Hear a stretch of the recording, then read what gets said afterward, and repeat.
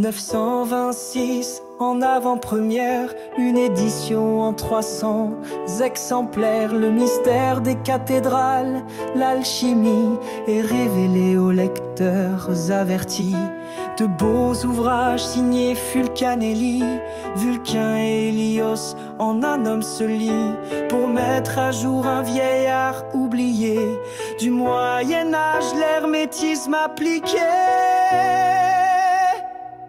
Regarde bien les façades des cathédrales et celles des demeures philosophales. Le grand œuvre vit dans ces livres de pierre pour transmuter la matière en lumière.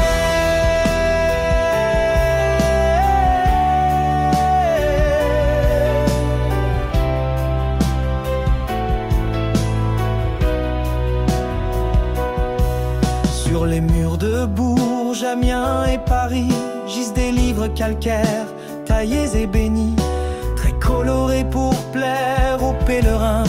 Mystère à décrypter sur le chemin.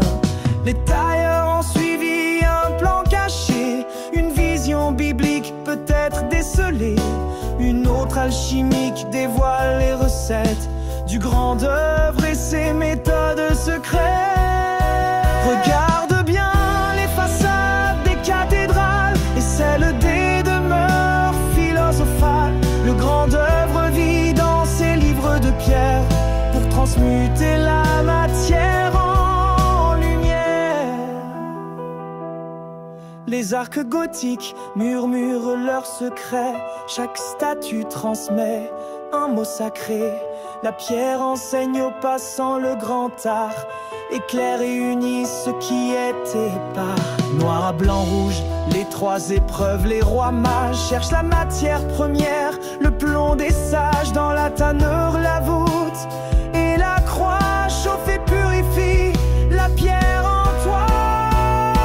Regarde bien les façades des cathédrales et celles des demeures philosophales. Le grand œuvre vit dans ces livres de pierre pour transmuter la matière en lumière.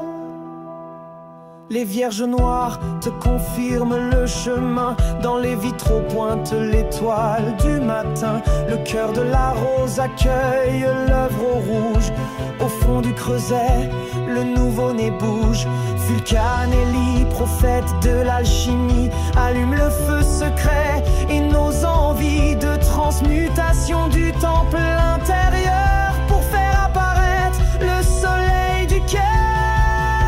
Regarde bien les façades des cathédrales et celles des demeures philosophales. Le grand œuvre vit dans ces livres de pierre pour transmuter la matière en lumière. De ces hommes ou de gênes, il sait qu'en se lier. Champagne, les âges du Jol ont pu s'allier en un collectif pour faire la lumière, analyser la matière et ses mystères.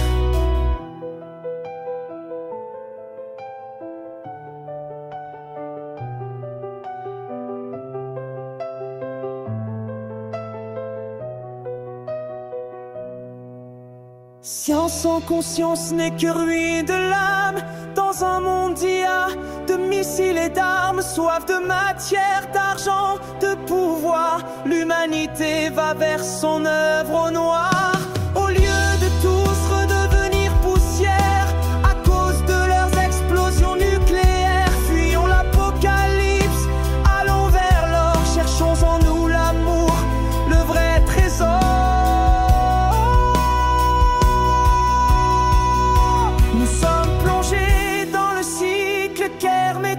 Le règne de l'homme et sa fin messianique. Après l'enfer, un âge d'or naîtra, l'harmonie nature, esprit surveille.